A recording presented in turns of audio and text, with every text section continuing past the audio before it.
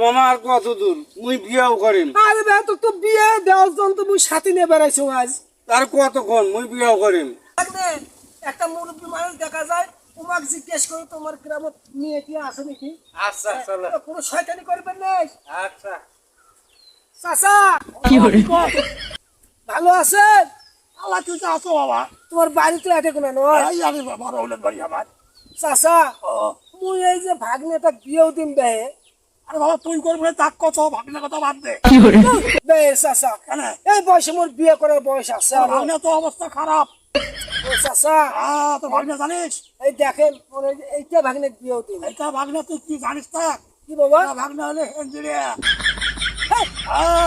কি কর মোর ভাগ্নে কয় আরে চেহারা এরকম হয় না ভাই, হেজিরা নয়। ইঞ্জিনিয়ার হয়। তুই দেখো পরীক্ষা করে দেখাও। আচ্ছা বাবা শোনো, তোরা মোর চাচা হন, এক না তোমার নাতি হয় না, তোরা তোরা এক চেক করো। আচ্ছা মুই এই পাকা হয়ে আছে, তোরা চেক চেক করো। করো। কি রে কি রে সহজ নয়। আরে আল্লাহ আমার বিয়ে দেবে কি ভাই তোমার দেখতে কোনো তোরা কি কইলেন পালাল হাত নাই দিতে পালাই। এই তো হ্যাঁ না অন্য কিছু করছ তুই কুকুর ধাকে পুষ করেন না কেন? আরে মনে হাত দিয়ে না কি করে আর বলবারও দেয় না। পারলে দোক লোকে বিয়েও দেবো আমরা। মানুষের না দাদা হয় দেখতে চাইছে কি হল হয় পলাল পালাই তো হবে না বিয়ে দিয়ে হবে না। এই শুন এবার ঈদের মামার থেকে মোক বোনাস নেওয়াই লাগবে।